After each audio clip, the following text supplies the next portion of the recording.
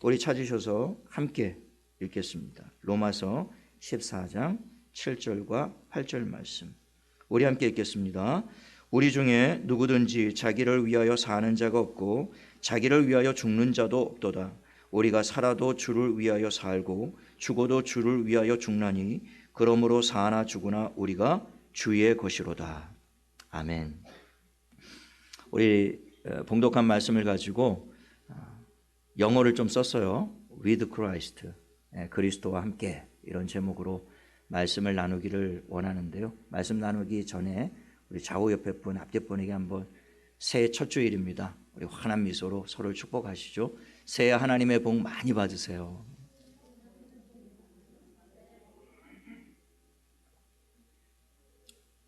네. 올해 저희 교회 표어는 앞에 보시는 것처럼 With Christ로 그렇게 정했습니다. With 코로나가 아니라 With Christ입니다. 부제가 있는데요. 주보 전면에 기록되어 있습니다. 주와 함께 살고 주와 함께 죽고. 좀 결연하죠. 올 한 해는 또 새로운 각오와 새로운 마음을 가지고 시국이 힘들고 어려운 상황이니만큼 주와 함께 살고 또 주와 함께 죽고, 우리가 그리스도와 함께라면 이 고난과 어려움도 능히 이겨낼 줄로 믿고요. 우리가 살아도 주를 위해 또 죽어도 주를 위해, 사나 죽으나 그리스도와 함께라면 우리가 넉넉히 이 어려움도 능히 이겨낼 줄로 믿는 믿음으로 올 한 해를 그리스도와 함께 동행하시면서 승리하는 저와 여러분 되어지기를 바라는 마음으로 정한 표현입니다. 마음에 꼭 잘 새기시고요. 올 1년 동안 어떤 상황을 우리가 만나게 될지라도 항상 마음 가운데 With Christ, With 코로나가 아니라 With 코로나라는 소리를 들을 때마다 With Christ다. 나는 그리스도와 함께 라는 말씀을 새기고 또 새기고 또 새기면서 그리스도와 함께하는 저와 여러분 되시기를 예수님의 이름으로 축원을 드립니다. 작년 말 저희가 백신 접종 70%, 이 정도면 우리가 이제 집단 면역이 형성이 됐겠다라는 판단으로요. 현재 보니까 83%, 전 국민의 83%가 넘었더라고요. 70% 내지 80%가 되면 집단 면역이 형성이 될 것이다. 그러면 우리가 위드 코로나 시대를 열 수 있을 것이다. 기대 반 걱정 반으로 위드 코로나를 시작을 했죠. 처음 위드 코로나를 시작할 때만 해도 우리는 그토록 간절히 바라던 일상으로의 회복이 현실로 이루어질 줄로만 알았습니다. 식당, 카페, 학교, 대규모 콘서트까지요. 그리고 프로야구 경기에 수만 명이 입장을 해서 응원을 하는 등 정말 전면적으로 모든 것들을 개방을 해서 이거 잘하면 이전 상황으로 우리가 돌아갈 수 있겠다, 그런 기대감이 있었는데요. 그러나 현실은 냉혹했습니다. 확진자가 폭발적으로 늘어나면서 위중증 환자와 사망자가 급증을 했습니다.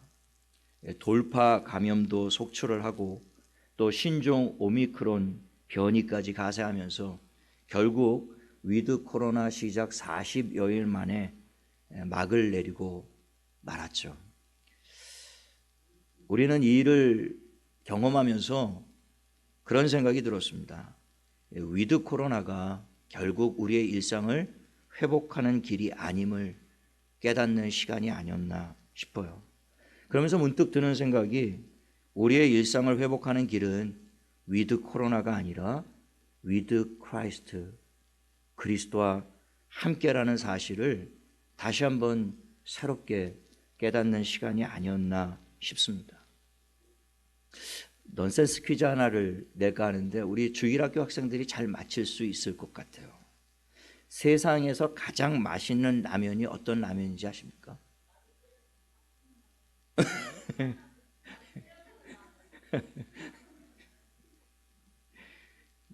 우리 어른들은 하나도 대답 안 하고 아이들만 할 줄로 예상을 했는데 그대로 적중을 했네요.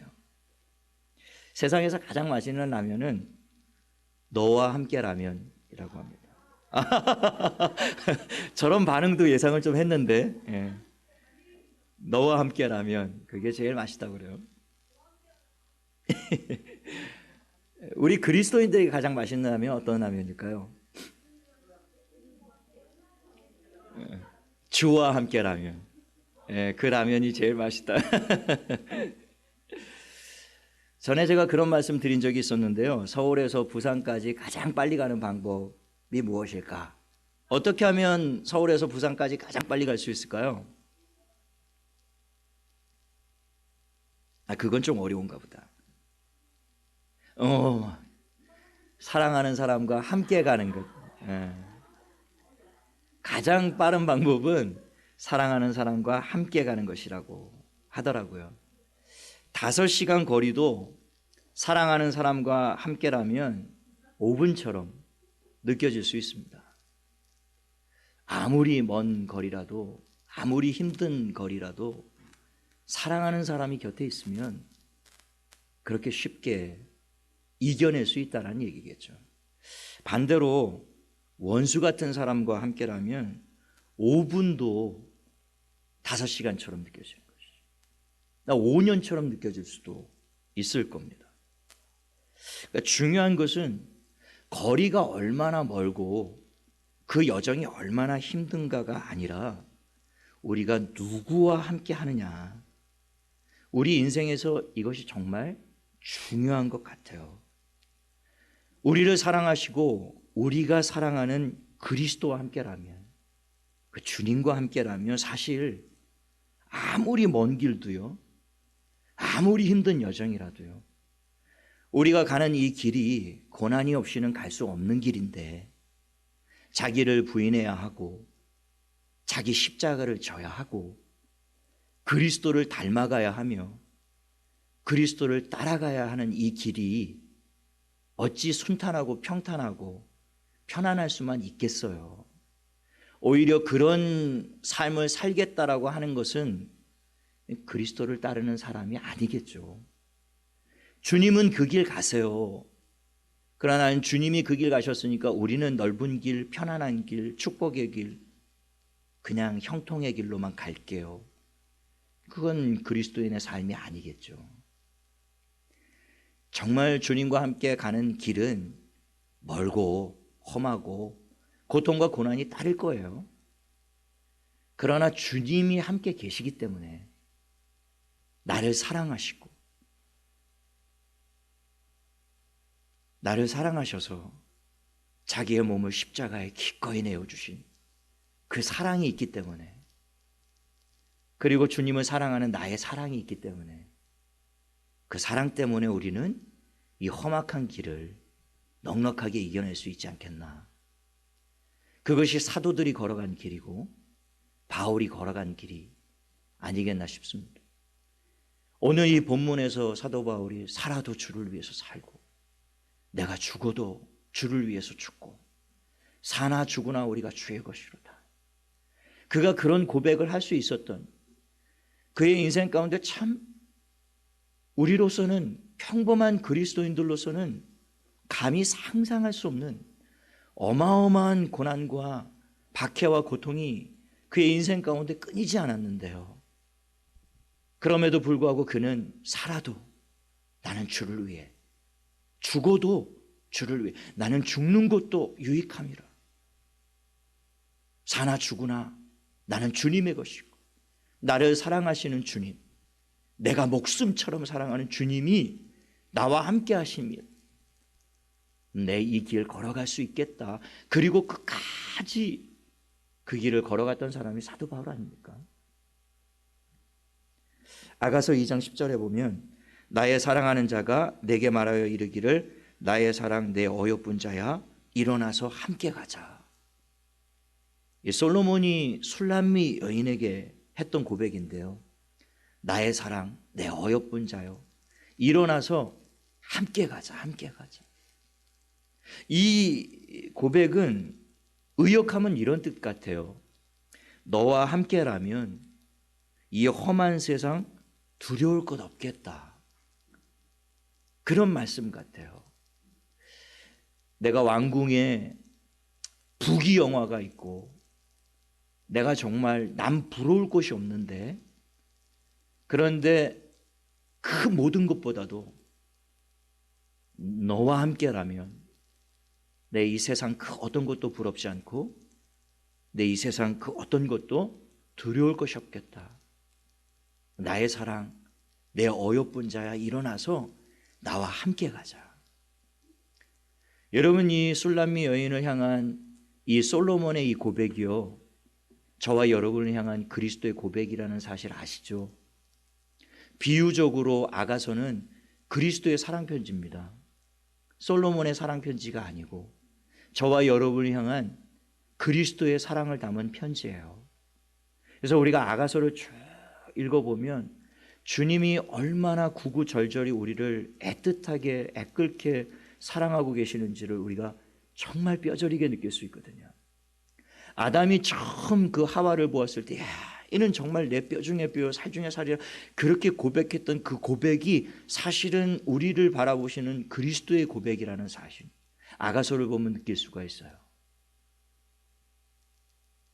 주님이 우리에게 원하시는 것은 나의 사랑, 내 어여쁜 자야, 일어나서 나와 함께 가자, 그겁니다. 주님이 우리에게 원하시는 것은 세상 끝날까지 우리와 함께 하는 거예요. 그래서 높고 높은 보좌를 버리시고 낮고 낮은 이 땅에 오신 겁니다. 그래서 예수 그리스도의 다른 이름이 임마누엘이죠. 하나님이 우리와 함께 계신다. 하나님이 우리와 함께 하시려고 이 땅에 오신 거예요. 십자가를 지고 우리를 대신하여 죽으시고 다시 부활하신 이유는 세상 끝날까지 우리와 함께 하시기 위하여 그 고초를, 그 고난을 당하신 것입니다. 여러분, 예수님이 부활하시고 난 이후에 마지막 승천하시기 직전에 제자들에게 마지막으로 남기셨던 말씀이 무엇인지 아십니까? 마태복음 28장 20절 그 마지막이에요. 볼지어다 내가 세상 끝날까지 너희와 항상 함께 있으리라. 이 말씀이었어요. 주님은 떠나시면서 제자들에게 내가 때때로 너와 함께 있을게. 네가 나를 찾을 때 내가 너와 함께 있을게. 네가 힘들 때, 네가 아플 때 내가 너와 함께 있을게 라고 말씀하시지 않으셨습니다. 내가 세상 끝날까지 너희와 항상 함께 있겠다. 주님이 세상 끝날까지 우리와 함께 하시는 줄로 믿으시죠? 세상 끝날까지요. 항상이요. 광야에서 이스라엘 백성들이 40년 동안 그렇게 원망하고 불평했던 이유는 사실 따지고 보면요, 마실 물이 없어서가 아니었습니다. 먹을 양식이 없어서도 아니었어요. 그 고기 먹고 싶었던 그 이유 때문에 하나님을 원망하고 불평했던 것이 아니었습니다. 그들은 그 멀고 험악한 광야 여정을 하나님이 함께 하신다는 사실을 몰랐기 때문이었어요. 그러니까 표면적인 이유는 광야 여정이 힘들었고 먹을 것이 없고 마실 물이 없고, 이거는 표면적으로 드러나는 문제였지만요, 그러나 궁극적인 실질적인 문제는 그것이 아니었다라는 거예요. 하나님이 이 광야 여정 가운데 나와 함께 하신다라는 그 확신과 믿음이 없었기 때문이라는 것이죠. 만일 이스라엘 백성들이 하나님이 나와 함께 하신다는 확신만 있었다면요, 그들은 그 광야 여정을 원망과 불평으로 40년을 지새우지 않았을 것입니다. 어떤 어려움을 만나고 어떤 문제를 만나도 하나님이 함께 하시는데, 하나님이 지금도 나와 함께 하신다, 우리와 함께 하신다, 만일 그 믿음이 있었다면요, 그들은 그렇게 쉽게 흔들리고 낙심하지 않을 수 있었습니다. 하나님은 이미 이스라엘 백성들 가운데 수많은 하나님이 이스라엘 백성들과 함께 하신다는 표적을 수없이 보여주셨어요. 이 애굽에서 나올 때부터 10가지 엄청난 표적을 이스라엘 백성들에게 보여주셨습니다. 그리고 사람의 방법으로는 도저히 건널 수 없었던 그 홍해를 하나님이 이스라엘 목전 앞에서 갈라주셨고요. 애굽 군대가 그들을 죽이겠다라고 쫓아오는 그 상황 가운데 애굽 군대를 완전히 괴멸시키는, 그들의 손에서 하나님이 이스라엘 백성들을 구원해내시지 않았습니까? 그리고 광야에 들어가자마자 하나님은 그들에게 먹을 것을 구하지 못했던 이스라엘 백성들에게 만나를 주시기 시작했어요. 250만 명이 넘는 사람들이었습니다.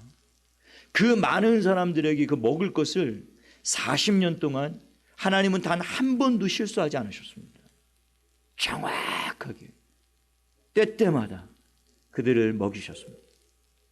그리고 그들이 만나만 먹인다고 원망불평할 때 그때 하나님이 메추라기를 보내주셨죠. 고기를 먹여주셨습니다. 그리고 그들을 인도하실 때마다 물이 있는 곳으로 정확히 인도하셨는데, 물이 없는 곳에서는 반석을 쳐서 그 반석에서 250만 명이, 그 목마른 이스라엘 백성들이 충분히 먹고도 남을 정도의 물을 주님이 허락해 주셨죠.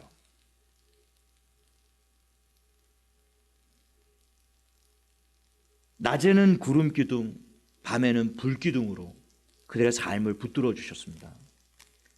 광야 여정 사막길은 낮에는 막 40도, 50도까지 올라가는, 정말 구름으로 태양을 가리지 않으면 단 한 발자국도 뗄 수 없는 것이 광야고 사막입니다. 하나님은 250만 명 위에 그 구름 기둥을 탁 들이우셔서요, 선선한 바람이 불게 하시며 그 길을 걷게 하셨어요. 그리고 밤이 되면 그 구름 기둥은 어느새 쫙 불기둥으로 변화되는데요, 초저녁서부터 그냥 오토로 온도 조절이 되는 거예요. 조금씩 따뜻해집니다. 그리고 그들이 잠들 때 가장 쾌적한 온도로 그들을 덮어주시고요, 정말 양털 이불을 덮고 자는 것처럼 그렇게 포근하게 그들을 덮어주시고요, 그 주위의 기온이 변화될 때마다, 요번에 제가 묵상하면서 깨달은 게 그 마음이에요. 온도를 계속 하나님이 조절해 가시면서 졸지도 아니하시고 주무시지도 아니하시고 너무 덥게도 너무 춥게도 아니하시면서 계속, 어제 원로 목사님 말씀처럼 연초부터 연말까지 여호와의 눈이 이스라엘 위에 머물러 계셨다라고 하셨던 것처럼 정말 불꽃 같은 눈동자로 이스라엘 백성들 250만 명 하나하나를 하나님이 보시면서, 여러분, 제가 그 만나를 이스라엘 백성들이 먹을 때 많이 거둔 사람도 남지 않았고 적게 거둔 사람도 모자르지 않았다, 이렇게 말씀하고 있거든요. 이 말씀은 어떤 말씀이냐면, 하나님이 광야에 만나를 뿌려 놓으시고는요 250만 명 각자 알아서 먹어라 이렇게 하시지 않았다라는 거예요. 그 한 사람 한 사람의 양과 분량을 다 아시고요, 그들의 정확한 양을 계량해서 채워주셨다라는 거예요.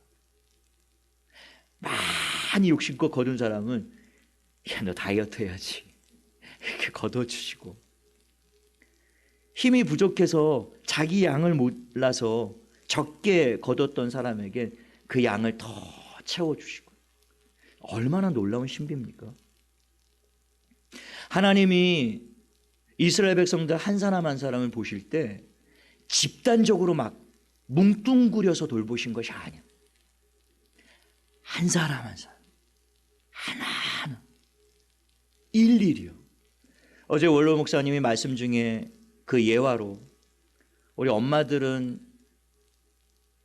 교회에서 봉사할 때도 주방에서 일하다가도 그 온갖 청력과 온갖 촉각을 자기 자식에게 다가 있다. 막 하다가도 빽 울면 누가 울었는지 모르지만 그 엄마는 즉각 알아. 왜냐하면 온 신경과 초점이 거기에 머물러 있으니까요. 그 유튜브에 보면 아버지들이 초인적인 힘을 발휘해서 그 아이들을 막 위기 가운데 탁 건져내는 그런 동영상 제가 본 일이 있는데요. 정말 기적 같은 초인적인 힘을 발휘해서 졸고 있던 아버지가 이 탁자에서 굴러떨어지는 아기를 잠결에 깨가지고 잡는 막 그런 동영상들이 막 나오거든요. 그리고 막 언도막길에서 자전거가 내려가는데 앞에 장애물이 그 언도막길에서 브레이크 없이 내려가는 자전거를 그 따라잡을 수 있기가 그 보통 어려운 일이 아니에요. 아버지가 쫓아가는데요. 슈퍼맨이에요. 그냥 초인적인 힘으로 달려가서 그 아이를 부딪히는 직전에 건져내는 그런 장면들이 있습니다. 육체의 아버지도 육체의 어머니도요, 자기의 온 신경과 촉각을 자기의 자식에게 계속 두고 있는 거죠. 밖에 나가서 일하고 있는 다 큰 아이라도 저는 월요일마다 서울에 계신 어머님 댁을 꼭 가는데요, 꼭 제가 식사 다 마치고 교제하고 그리고 이제 올 때면 한 분도 빠지지 않고 하시는 말씀이 운전 조심해라. 제가 55세거든요. 충분히 저 스스로가 운전을 조심할 나이거든요. 그런데도 걱정이 되시니까 항상 촉각 곤두세워져 있는 거예요. 저도 마찬가지고요. 제 자식에게. 여러분들도 동의할 겁니다. 하물며 너희가 악한 자라도 자식을 그렇게 돌보거든. 하물며 하늘에 계신 너희 아버지께서 너희는 무엇을 먹을까, 무엇을 마실까, 무엇을 입을까 염려하지 말라. 이 광야 40년 동안 이스라엘 백성들 그 많은 사람들 중에요, 줄여 죽은 사람이 한 사람도 없었습니다. 목말라 죽은 사람이 단 한 사람도 없었어요. 그때마다 하나님이 먹이시고 마시우게 하시고. 여러분, 그 광야 여정을 40년 동안 걸어가는데 기적 같은 일은요, 그들의 발이 부르트지 않았다라는 거예요. 여러분, 군대 다녀오신 분들은 아시겠지만 저도 단기 사병 다녀왔지만 군대에서 50km, 100km 행군 2번 했어요. 근데 행군 시작하고 3시간, 4시간 정도 가잖아요. 물집이 잡히기 시작합니다. 6시간이 넘어가면요, 발이 너덜너덜해져요. 도저히 못 걸어갑니다.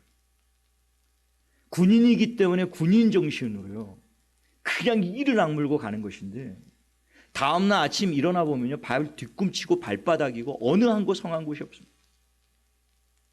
여러분, 40년 동안 광야길을 그들이 무슨 쿠션 좋은 양말이 있었겠어요? 좋은 운동화가 있었겠어요? 그냥 샌들, 그냥 가죽으로 막 천으로 집신 같은 그런 거 신고 40년을 광야길을 걸어갔는데요, 그 사막길, 모래길, 그 자갈밭, 돌짝밭, 그 험난한 길을 걸어가는데 발이 부르트지 않았다. 다 한 사람도요. 그리고 그 의복이 헤어지지 않았다라고 기록하고 있습니다. 40년 동안 입었는데 어떻게 의복이 헤어지지 않느냐고. 하나님이 얼마나 섬세하게 그들을 돌보셨는지를 우리에게 보여주고 있는 것입니다. 하나님이 불꽃 같은 눈동자로요, 그 광야에서 이스라엘 250만 명, 여러분, 우리 정부가 1년 예산, 뭐 긴축재정, 추경 예산 뭐 다 해가지고 소상공인들 돕겠다고 60만 정도 된다라고 합니다. 근데 국가 전체가 달라붙어 가지고 60만을 도우려고 하는데도요, 힘이 모자라요. 60만도 제대로 도울 수가 없어서 전전긍긍입니다. 여러분, 이 250만 명이 넘는 사람을 매일매일 이렇게 돌보실 수 있다는 것, 이건 사람의 힘으로 할 수 있는 일이 아닙니다. 우리가 지금 걷고 있는 이 여정이 광야 여정이죠. 지금 저와 여러분이 정말 험악한 길을 걸어가고 있습니다. 그러나 우리가 두려워하지 말아야 될 것은 하나님이 40년 동안 그 이스라엘 백성을 돌보셨던 것처럼 연초부터 연말까지요, 그분의 불꽃 같은 눈동자가 우리의 삶 가운데 다 우리를 지켜보고 계신다라는 것입니다. 하나님이 우리와 함께 하세요.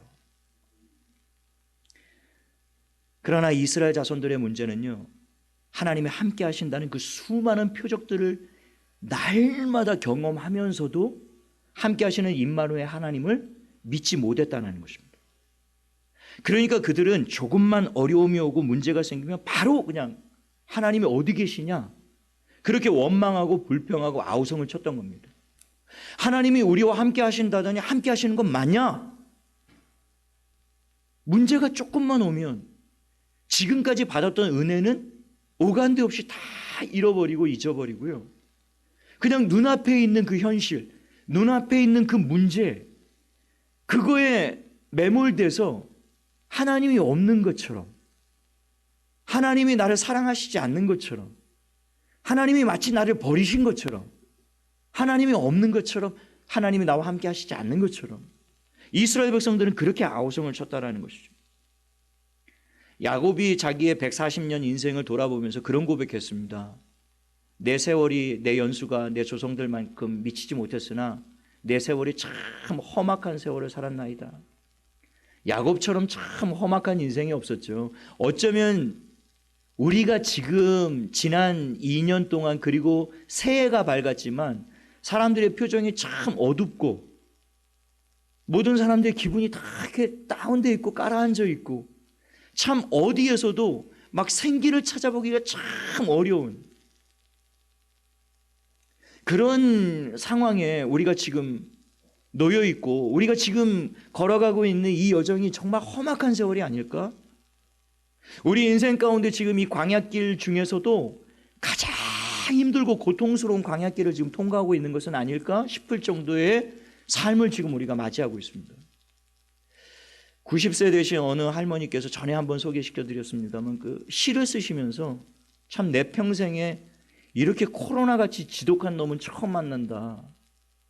일제시대도 겪었고 6.25 사변도 겪으셨지만 그러나 이 코로나처럼 이렇게 지독한 놈은 정말 내 평생에 처음이다 할 정도로요.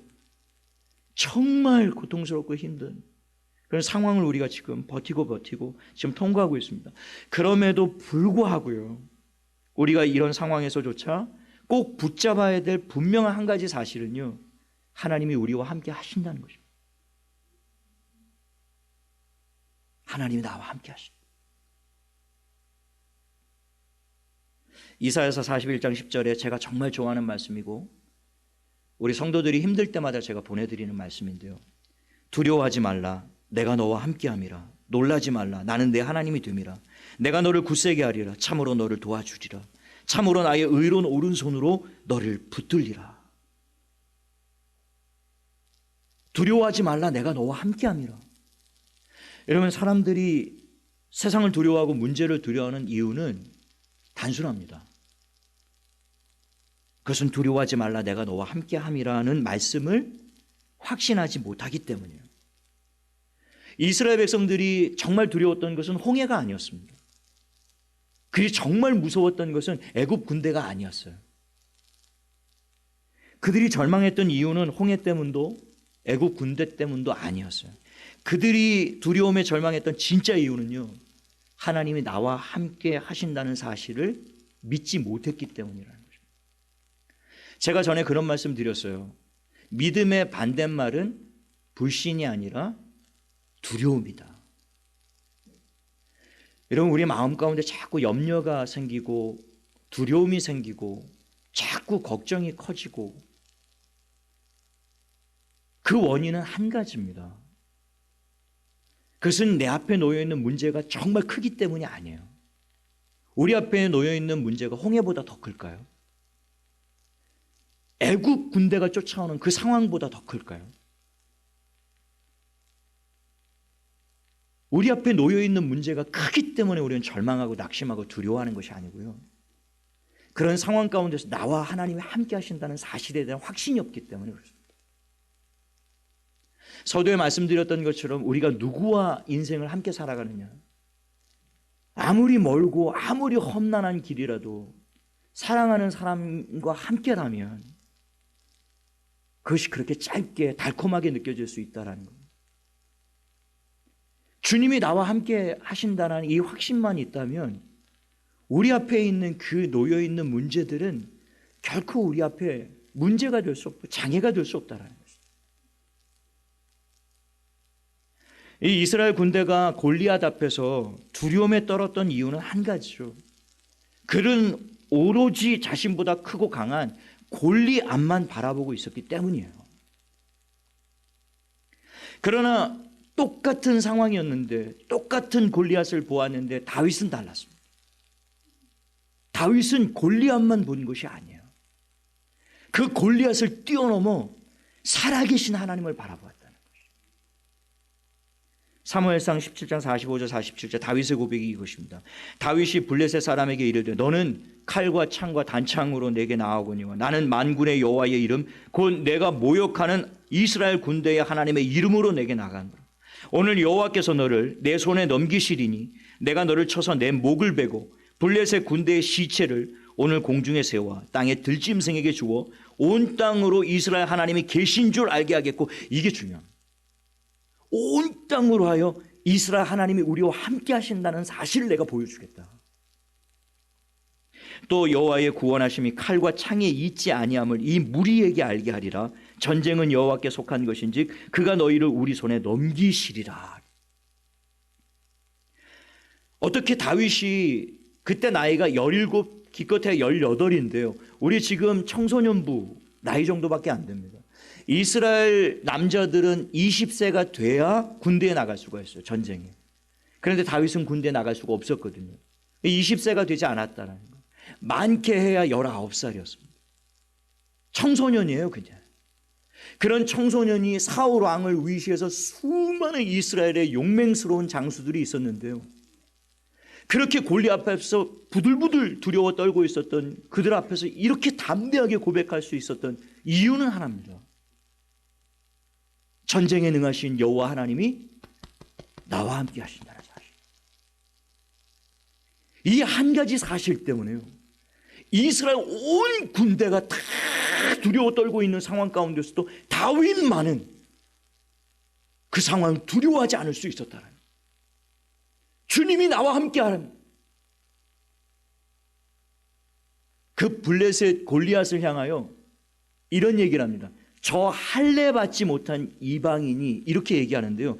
그 할례 받지 못한이란 굉장히 부드러운 표현인데 굉장히 쌍스러운 욕입니다. 이스라엘 사람이 하는 욕 중에 가장 흉악한 욕이에요. 저 할례 받지 못한 인간. 제가 우리 아이들이 있어서 우리나라 말로 다른 표현을 지금 할 수가 없겠습니다. 여러분 각자 생각하는 가장 흉악한 욕을 생각하시면 될 거예요. 저 할례 받지 못한. 그러니까 조금도 골리앗 앞에 두려워하지 않았다. 위축되지 않았습니다. 전능하신 하나님이 나와 함께 하신다는 사실 때문에. 똑같은 가나안 땅을 40일 동안 정탐하고도 10명의 정탐꾼의 보고와 여호수아와 갈렙의 보고가 완전히 달랐습니다. 민수기 13장 31절로 33절에 보면 10명의 정탐꾼들이 이렇게 보고합니다. 우리는 능히 올라가서 그 백성을 치지 못하리라. 그들은 우리보다 강하니라 하고 이스라엘 자손 앞에서 그 정탐한 땅을 악평하여 이르되 우리가 두루다니며 정탐한 땅은 그 거주민을 삼키는 땅이요 거기서 본 모든 백성은 신장이 장대한 자들이며 거기서 네피림 후손인 아낙 자손의 거인들을 보았나니 우리는 스스로 보기에도 메뚜기 같으니 그들이 보기에도 그와 같았을 것이니라. 이 짧은 본문에서 오늘 보았다라는 말이 여러 번 반복되고 있습니다. 보았다, 보았다, 보았다. 우리가 본 이런 단어들이 계속 반복되고 있는데요. 이 10명의 정탐꾼들이 본 내용들이 이것입니다. 자신들보다 강한 적들을 보았다라고 지금 보고하고 있어요. 그들의 키가 거인처럼 큰 것을 보았다. 이렇게 말하고 있습니다. 거기서 어마어마하게 큰 성읍을 보았다. 이렇게 말합니다. 그리고 자기 자신들도 보았다고 얘기해요. 그러니까 자기 자신을 스스로가 돌아보았을 때 자기 자신들은 메뚜기 같았다라고 고백을 합니다. 저들이 우리를 볼 때도 메뚜기 새끼 같을 것이다. 이렇게 고백을 하죠. 그렇게 많은 것들을 보았는데요. 그 어디에도 그들이 나와 함께 하시는 하나님을 바라보았다라는 말이 없습니다. 이것이 이스라엘 백성들의 실패 원인이었던 거죠. 10명의 정탐꾼들이 각 12지파에서 한 사람씩 두령을 뽑았어요. 리더들을 뽑았습니다. 그러니까 각 지파에서 나름대로 믿음이 있다라고 하고 능력이 있다라고 하고 그 중에서 가장 그 지파를 대표할 만한 실력 있는 사람이라고 뽑아놓은 사람들이 그 12명이었어요. 그런데 그 12명 중에 10명은요, 자기 지파를 대표하고 나온 그 사람들의 고백이 이 고백이었다라는 것입니다. 모든 상황들을 내가 다 바라보았지만 그들은 그 상황 가운데서 하나님을 바라보지 않았다라는 것이죠. 그러나 똑같은 상황에서 여호수아와 갈렙은 그러지 않았습니다. 민수기 14장 8절 9절에 여호와께서 우리를 기뻐하시면 우리를 그 땅으로 인도하여 들이시고 그 땅을 우리에게 주시리라. 이는 과연 젖과 꿀이 흐르는 땅이니라. 다만 여호와를 거역하지는 말라. 또 그 땅 백성을 두려워하지 말라. 그들은 우리의 먹이라. 그들의 보호자는 그들에게서 떠났고 여호와는 우리와 함께 하시느니라. 그들을 두려워하지 말라.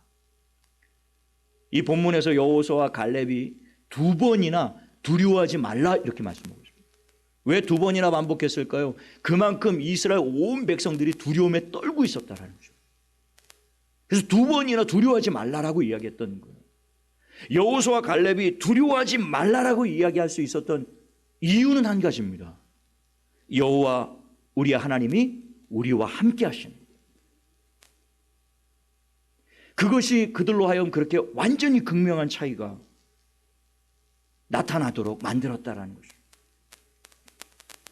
여호와는 우리와 함께 하시는 이 믿음이 있었기 때문에 결국에 이스라엘 1세대 중에 여호수아와 갈렙만 그 약속의 땅에 들어갈 수 있었습니다.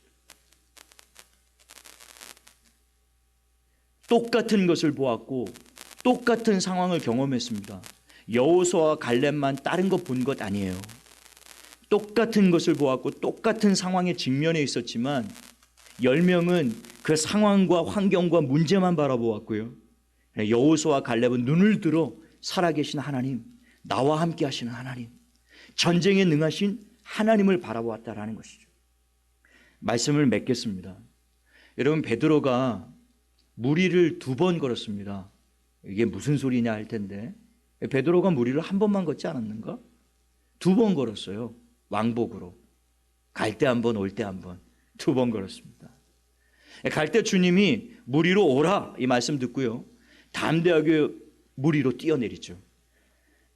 그래서 무리를 막 걸어갑니다. 정말 상상할 수 없는 기적 같은 일이 벌어진 것이죠. 그때 베드로가 무리를 그렇게 기적처럼 걸어갈 수 있었던 이유를 성경을 가만히 꼼꼼히 따져보면 한 가지예요. 그러니까 주님을 바라보고 갔습니다. 주님만 바라보고 갔습니다. 근데 그걸 알 수 있는 그 다음 구절이 뭐냐면, 그가 눈을 주님께로 고정시키지 않고 주님을 바라보지 않고 잠깐 고개를 돌렸어요. 풍랑을 바라보고 갔습니다. 풍랑을 바라보자 무서워하여 갑자기요, 주님에 대한 그 담대한 믿음이 사라져버린 거죠. 그리고 물속에 빠져버린 겁니다. 우리가 기적을 경험하는 방법, 우리가 무리를 걷는 것 같은 이 놀라운 이 주님의 능력을 경험할 수 있는 것은 주님을 바라보는 것이구나. 풍랑을 바라보는 것이 아니구나. 그렇게 물에 빠졌지만요, 그 베드로가 아우성치죠. 소리칩니다. 주님, 나를 살려달라. 그때 성경에 보면 주님이 이 믿음 없는 놈아 물 좀 많이 먹어라, 그리고 막 꼬르라 꼬르라 거릴 때까지 기다리시지 않았습니다.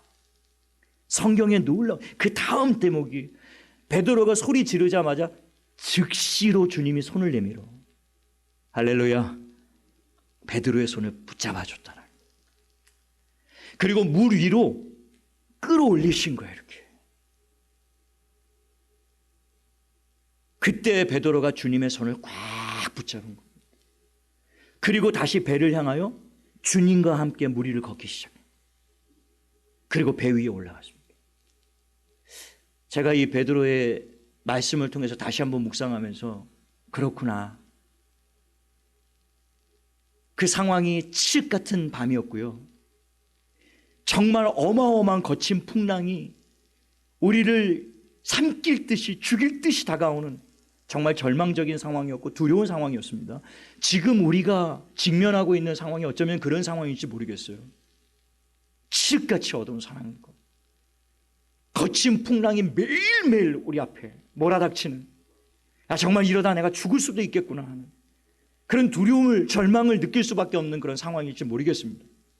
그러나 우리가 이런 상황에 놓여 있지만요, 우리가 이 칠흑 같은 어둠만 바라볼 것이 아니라 우리 앞에 우리의 힘으로 도저히 감당할 수 없는 이 풍랑만 바라보고 절망할 것이 아니라 우리가 이 풍랑을 이길 수 있는 방법, 이 문제를 뚫고 나가서 우리가 무리를 걷는 것 같은 그런 기적 같은 올 한 해 동안 그런 승리의 삶을 사는 방법은 이것이겠구나. 하나는 주님만 바라보는 것입니다. 나와 함께 하시는 주님만 바라보는 것입니다. 그리고 나와 함께 하시는 주님의 손을 꽉 붙잡는 것입니다. 가다 보면 우리가 실패할 수도 있을 거예요. 풍랑 바라보고 또 두려워 떨 때도 있겠죠.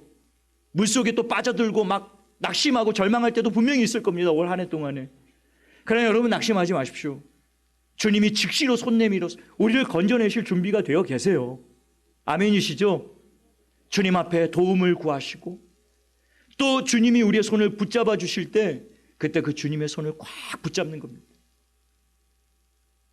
올 한 해 with Christ, 그리스도와 함께 살아도 나와 함께 하시는 주를 위해 살고 죽어도 나와 함께 하시는 주를 위해 죽고 사나 죽으나 나와 함께 하시는 주님만 바라보고 믿고 의지하면서요. 여러분 어떠한 풍랑과 어떠한 상황 가운데서도 아무것도 두려워하지 않게 되기를 바라고요. 세상 앞에 담대히 나가서 그리스도와 함께 이기고 승리하는 한 해가 될 수 있게 되기를 예수님의 이름으로 축원을 드립니다.